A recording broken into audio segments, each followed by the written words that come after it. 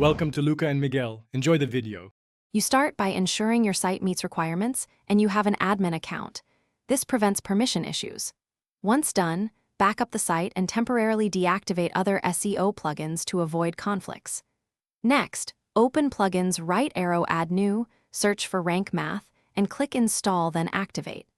Make sure to keep this window open because the setup wizard launches immediately and guides your license and basic configuration choices. Follow prompts so the next steps carry your existing SEO data smoothly.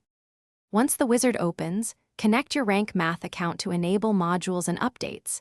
This unlocks advanced features. If you used another SEO plugin, choose Import Settings to preserve metadata and redirects, otherwise select a clean setup for manual control. Make sure to select your site type, set the site owner, and enable sitemap and schema modules now so they're correctly generated.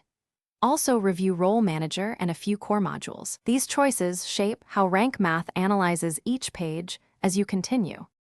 Finish by enabling advanced modules like the 404 monitor, redirections, and WooCommerce support if relevant. Configure each briefly to match your workflow.